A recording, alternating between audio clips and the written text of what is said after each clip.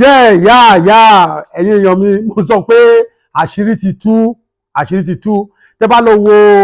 part 1 àṣírí ti tú lórí ọ̀rọ̀ nǹkan tó ń lọ lórí ẹ̀rọ ayélujára káàkiri Nàìjíríà lọ́wọ́lọ́wọ́, nǹkan tó wọ́ọ̀tì lọ́wọ́lọ́wọ́ la fi sọ fún yín pé ẹ ṣáà make sure pé ẹ máa subscribe sórí Romuke TV láti máa gbọ́ bí nǹkan ṣe ń lọ, láti máa update àwọn followers wa, àwọn èèyàn wa, àtàwọn tó ń follow wa, àtàwọn tó ń subscribe sórí Romuke TV. Mo sọ fún yín pẹ̀lú wàhálà tó ṣẹlẹ̀ lọ́wọ́, mo sọ nínú part 1, mo ní àṣírí ti tú. Àwọn kan tẹ mẹ́sẹ̀jì mi, wọ́n ní kí n sọ̀rọ̀ kíní kan, tí a bá rí a kì í sọ, a ṣàlélẹ̀ sọ̀rọ̀, ìwádìí ni ò tí ì kúnná dáadáa. Ṣé mo sọ fún yín pé a fẹ́ gbé ìgbésẹ̀ lórí ọ̀rọ̀ yìí? Láwọn tó wo ti ilé ìta sọ ti part 1, mo ní a fẹ́ gbé ìgbésẹ̀, àti gbé ìgbésẹ̀ àti ṣèwádìí lóríṣiríṣi. àṣírí ti tú. Màá sọ àṣírí àwọn nǹkan tó ṣẹlẹ̀ lọ́wọ́lọ́wọ́, nǹkan tó jẹ́ kí social media fi hot lọ́wọ́lọ́wọ́ báyìí lórí ọ̀rọ̀ Bobrisky àti Dayo Amusan àti Femi Adebayo tán nípa ọ̀rọ̀ ṣe award kò ṣe award tán ni wọ́n fẹ́ mú àwọn obìnrin tó mọ̀ múra jù, tó mọ̀ dírẹ́sì jù, tó wà lùgbé fún Bobrisky. Rí i pé ọ̀rọ̀ yẹn ní agbára. Ṣé obìnrin ni, ṣé ọkùnrin ni? Ọ̀rọ̀ yìí ó ń lu káàkiri, gbogbo àwọn èèyàn bẹ̀rẹ̀ sí ní comment, wọ́n pariwo, wọ́n sọ̀rọ̀, àwọn artist bẹ̀rẹ̀ sí ní bára wọn jà. Ẹ wò ó, màá gbé yín débẹ̀ ní èní, màá já yín tán, ẹ wò, mú un padà bọ̀. Ẹ̀yin ará ilé, mo sọ fún yín, ẹ ṣá lọ subscribe sórí Romuke TV, ká lè máa mọ nǹkan tó ń lọ lọ́wọ́lọ́wọ́. Àṣírí àkọ́kọ́, àṣírí méjì mo fẹ́ tú lẹ́nìí. Àṣírí méjì ni mo fẹ́ tú lórí ọ̀rọ̀ àwọn artist wa, bó ṣe ń lọ lọ́wọ́lọ́wọ́, àti lórí ọ̀rọ̀ Bobrisky. Lórí nǹkan tó ń ṣẹlẹ̀, bóyá ọkùnrin ni àbóbìnrin ni, nǹkan tí ò yẹ everybody, àti ká mọ̀ lẹ́ni ìdí tó fi bí àwọ́ọ̀dù yẹn fún, tí Femi Adebayo fi make sure orúkọ ẹ̀ tó fi gbé fún. Màá já yín tán, nǹkan tó báyìí sọ fún yín confirm ni, nǹkan tó ń ṣẹlẹ̀ ni. Ẹ̀yin èèyàn, bóyá nǹkan tó ṣe, bóyá nǹkan tó dáa ni àbí kò dáa ni, gbogbo wa la máa comment ti comment section, ẹ bá wa comment, kẹ́ follow, kẹ́ tó bá wa share, kẹ́ everybody lè mọ nǹkan tó ń lọ. Ṣé mọ nǹkan tó ṣẹlẹ̀ bẹ́ẹ̀ ni pé tẹ́ bá rántí ayé àwọn bàbá wa nígbà tí wọ́n ń kọ orin, láwọn bàbá wa, àwọn Haruna Ìṣọ̀lá, àwọn Fatai Olówóyọ̀, ẹ bá ń gbọ́ àwọn rẹ́kọ̀dù yẹn gbà yẹn, tá bàbá wa máa sọ pé Olówóyọ̀ ni tèmi, bàbá Haruna Ìṣọ̀lá ni tèmi, tó máa ń jà sí gbà yẹn, tán ní pé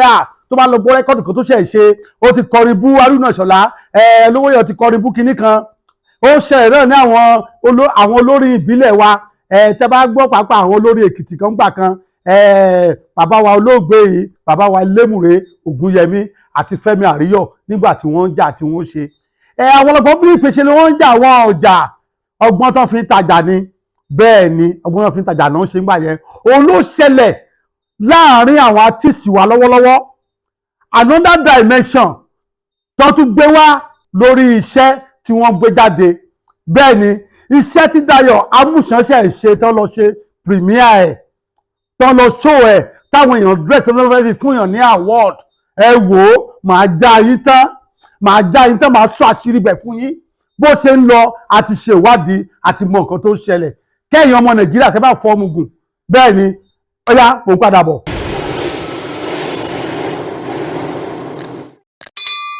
Ẹ̀yin ará ilé,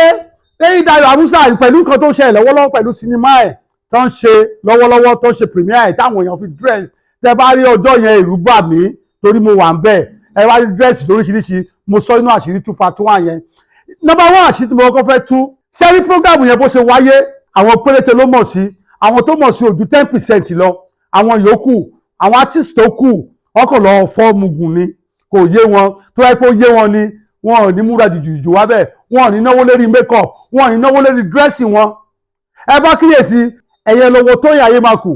ẹ wo simple dress tó wọ̀ wá bẹ́ẹ̀, tó lọ́ wá fẹ́ wá fi ṣe show, ara àwọn tó mọ̀ nípa ènìyàn. Gbogbo wọn lọ́mọ̀ bọ́n ṣe ń lọ, wọ́n mọ̀ bí sí yẹn ṣe ń lọ, wọ́n mọ̀ nǹkan tó fẹ́ ṣẹlẹ̀, wọ́n mọ̀ bí ọ̀rọ̀ yẹn ṣe fẹ́ rí. Tẹ́ bá gbọ́ inú comment section tí kìíní sọ̀rọ̀, Dayo Amusan tó sọ̀rọ̀ nípa fíìmù yẹn, tó ń sọ̀rọ̀ fún Femi Adebayo, tó ń sọ̀rọ̀, kò dárúkọ Fẹ́mi bẹ́ẹ̀ yẹn, tó ń sọ̀rọ̀ pé tẹ́ bá lọ wo sinimá yẹn, pé nǹkan tí ẹni tó announce, nǹkan tó ṣe inú sinimá yẹn, bóyá ló tún ṣe lójú ayé ó sì bọ̀ sí wá jáde kẹ́ lọ wò ó pé nǹkan tó ṣe nínú ẹ̀ ló lọ ṣe lójú ayé ẹ̀yin náà ẹ wo ọ̀rọ̀ yẹn ẹ wo àṣírí bẹ̀ yẹn ẹ já gbọ́ nǹkan tó sọ bẹ́ẹ̀. the announcer gangan òun lè kú ẹ̀dá inú ẹ̀ kò wọ́ in fact kò jẹ mí lójú ìwà tó wù yẹn ò jẹ mí lójú because bó ṣe ṣe nínú fíìmù àjàkájú tá a wò yẹn náà nìyẹn ìwọ náà lè kú ẹ̀dá tó dá gbogbo ẹ̀ sílẹ̀ ìwọ náà ló dá gbogbo lórí gbogbo nǹkan kodò ìwọ ló ṣàdéhùn tó o má déhùn ṣe o wá gbé kárátà inú àjàkájú o tún gbé jáde o tún gbé jù sí ojú ayé o lọ announce rubbish. My lovers, no, you know that point I just made, you need to see the movie. Yes, so you need to go and see Ajakaju when it starts showing in cinemas from March 29. Ṣé iná rí bẹ́yẹn ẹgbẹ́ kan tó sọ pé nǹkan tí Fẹ́mi Adébáyọ̀ ṣe inú sinimá yẹn olótú lọ repeat ẹ̀ níbi premiere yẹn so oní kò lè dùn fún òun náà camouflage ni wọ́n fẹ́ taṣẹ́ ni iṣẹ́ mo mọ̀ pé iṣẹ́ yẹn náà ti ta already náà iṣẹ́ yẹn ti ta wọ́n wá wo nǹkan tẹ́ lè ṣe wọ́n jókòó àwọn tó iṣẹ́ wọn ò ju 10% lọ láwọn tó já sí tí wọ́n gbọ́ ṣe ń búra wọn lórí social media tó ń búra wọn kálukú ló ní fans táwọn ló wá máa wò ó táwọn máa ṣe wọ́n promote iṣẹ́ yẹn lọ́wọ́lọ́wọ́ iṣẹ́ yẹn ti ń promote lọ́wọ́lọ́wọ́ iṣẹ́ yẹn ti ń tà lọ́wọ́lọ́wọ́ mo fẹ́ kẹ́ mọ̀ dájú pé wọ́n ti mọ̀ sí sin yẹn ni wọ́n mọ̀ sí nǹkan tó ń ṣẹlẹ̀ ẹ wò ó mò ń bọ̀.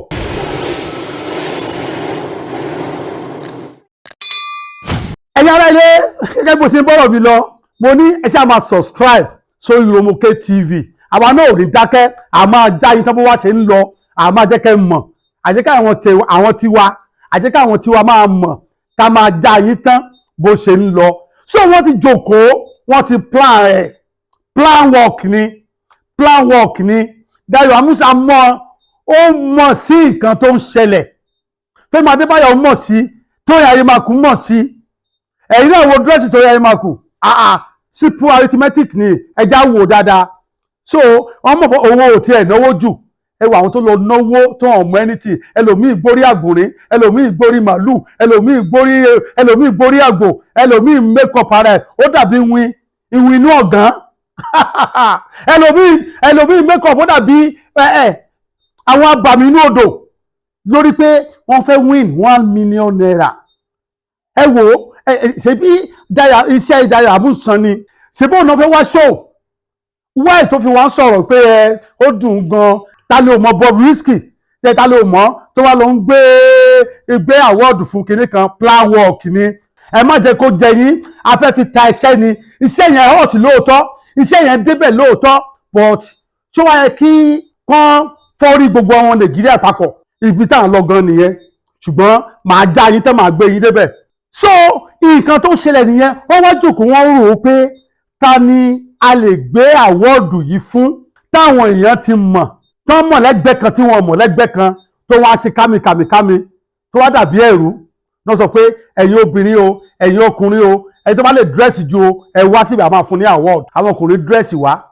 àwọn obìnrin dírẹ́sì wá ẹ tá a sọ̀rọ̀ yìí Bobrisky bóyá ọkùnrin ni kò yéèyàn bóyá obìnrin ni àwọn kan sọ pé ọkùnrin àwọn kan sọ pé obìnrin ni màá já yín tán màá gbé yín débẹ̀ mò ń padà bọ̀.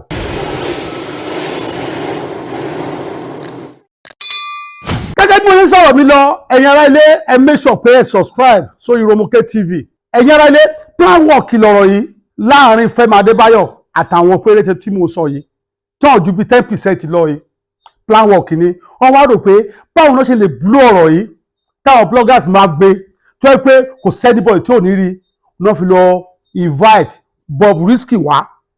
wọ́n invite ẹ̀ wá kó òun náà make up kó ṣe wá tẹ́lẹ̀tẹ́lẹ̀ ó rún àwọn ọmọ Nàìjíríà lójú pé ṣé ọkùnrin eléyìí ni àbóbìnrin àwọn kan sọ wípé ọkùnrin bọ̀ tí rí obìnrin là ń rí so wọ́n fẹ́ fi yẹn blow wọ́n fẹ́ fi Bobrisky blow iṣẹ́ yẹn káriwo wọn máa lọ gbogbo àwọn máa lọ káwọn bloggers bẹ̀rẹ̀ sí máa gbé pé kí wọ́n máa sọ nípa ìlú oríṣiríṣi nígbà tó ń pè dé wọ́n invite ẹ̀ náà òun náà múra wá bẹ̀ gbogbo wọn ló mọ̀ pé ọkùnrin lẹ́yìn tá à ń sọ yìí pé but ìṣe obìnrin ló máa ń ṣe ó ti gbogbo bọ́dì ẹ̀ wọ́n ti bá ṣéjì ẹ̀ sí obìnrin kò sí ìkan táwọn òyìnbó tá à ń sọ yóò lè ṣe ó ti fowó ṣe ó ti ṣe wọ́n fi invite ẹ̀ wá tán fi wá gbé àwọ́ọ̀dù yẹn fún ó surprise àwọn everybody tó wà bẹ́ẹ̀ kò surprise Tóyìn Ayémakù ó kọ̀ onínákọ̀ dẹ̀rọ̀ bẹ́ẹ̀ ni pé ó dùn òun ni àwọn artiste ọ̀kan eléyìí ti Dayọ̀ Amusa ẹ̀ṣọ́ wà bẹ̀rẹ̀ sí ní sọ lórí social media yẹn na fake eléyìí táwọn artiste ń búra wọn tán sọ̀rọ̀ tán búra wọn na fake. Jìgá ti bẹ̀rẹ̀ sí ní bú Dayọ̀ Amusa ń sìn wọ́n ti bẹ̀rẹ̀ sí ní búra wọn wọ́n ti bẹ̀rẹ̀ sí ní sọ̀rọ̀ síra wọn na fake. Ta ni ò mọ Jìgá tẹ́lẹ̀ wípé gbogbo àwọn skit ẹ̀ tó máa ń ṣe ìjà ló máa ń jà káàkiri ṣé o mọ̀ èjì mi òun náà pè bẹ́ẹ̀ ìjà ló máa ń jà káàkiri tó máa ń jà ní pati káàkiri tọ́pọ̀ wá bí ní ìpè kí ní ìrí lógo tiẹ̀ nìyẹn. Ìjà yẹn ló tún gbé wá ń sìn báyìí tóun pẹ̀lú Dayọ̀ tó bẹ̀rẹ̀ sí ní lálẹ́ ara wọn tó ń ṣépè fúnra wọn tó ń búra wọn tó ń ṣègbà tó ń ṣàwo. Irọ́ la bá ń díẹ̀ sọ̀rọ̀ mi yé yín àṣírí tó wà ń bẹ̀ nìyẹn o ni mo já yín tán yẹn àṣírí tó wà ń bẹ̀ nìyẹn ni mo já yín tán yẹn. Ẹ wo ẹ subscribe sórí tv wa yìí Yomuke TV ẹ subscribe sórí ẹ màá máa gbé yín débẹ̀ màá máa já yín tán bó wá ṣe ń lọ. Nǹkan tó ń ṣẹlẹ̀ nìyẹn àṣírí àkọ́kọ́ nìyẹn tó ń ṣẹlẹ̀ láti boost iṣẹ́ yìí tíṣẹ́ náà bá jáde tán tẹ́ ẹ bá lọ wò ó áwù mi ká ẹ lọ wo iṣẹ́ yẹn fíìmù yẹn débẹ̀ ẹ gbà bẹ́ẹ̀ ó débẹ̀ kí ló bá ti kó àwọn ojú tó ṣẹ̀ ń bọ̀ lẹ́yìn ṣé wọ́n rí i pé tẹ́yà bá lọ dírẹ́sì bí obìnrin náà báyìí tó bá bìdì ara ẹ̀ bí obìnrin tọkùnrin bá bìdì ara ẹ̀ bí obìnrin ìṣe pé ó lè rí gift ó lè gba ẹ̀bùn ó lè gba nǹkan kan ó lè gba nǹkan báyìí ó lè gba nǹkan báyìí ó lè gba nǹkan báyìí. Orú sísẹ́ẹ̀mù wo náà ń kó àwọn ọmọ tó ń bọ̀ lẹ́yìn àwọn youth tó ń bọ̀ lẹ́yìn tó jọ́kùnrin kí náà pàṣẹ fún wọn nìyẹn ọ̀nà míì ló yẹ kán gbà kan lò láti blow iṣẹ́ yẹn wọ́n ti mọ̀ pé tí wọ́n lè gbé àwọ́ọ̀dù yẹn fún Bobrisky àwọn bloggers máa gbé anything táwọn bloggers báyìí ti gbé kìíní yẹn ó ti káàkiri ó ti gbé ìfara nìyẹn. ẹ̀yin yan mi iṣẹ́ bá jáde kẹ́ lọ wò ó. Àṣírí kejì tí mo wá ní mo fẹ́ tú lady Bobrisky a ti ṣe ìwádìí nínú ìtànpinpin wa a ti mọ̀ pé ọkùnrin ni o báwo ló ṣe jẹ́ ọkùnrin ṣé lóòótọ́ ní àbírọ́ ẹ̀yẹ́ wo píṣọ̀ tó wà lójú tv wa yìí ẹ wo píṣọ̀ yìí ẹ wo èyí tó dúró ẹ wo mẹ́ẹ̀ta yẹn síra wọn ẹ wò dáadáa ṣé ẹ wò síra wọn ìgbà tó ṣe bẹ̀rẹ̀ tó ṣe fẹ́ máa ya skit ń bẹ̀rẹ̀ tó ń dírẹ́sì bí obìnrin lẹ́ ń wò yẹn òun lẹ́ ń wò yẹn ẹ wo ẹjá pàdé nínú part 3 nínú apá kẹta láti wá tú àṣírí bó ṣe ń lọ ẹ bá gbọ́dọ̀ subscribe sórí Yomuke TV kẹ́ lè gbọ́ apá kẹta lórí ọ̀rọ̀ Bobrisky bóyá ọkùnrin ni àbí kì í ṣe obìnrin àwọn kan tí ẹ̀ sọ pé ó níyàwó sílé bóyá ẹ̀rọ ní àbóòtọ́ ni gbogbo ẹ̀ la máa gbé yín débẹ̀ mo padà bọ̀.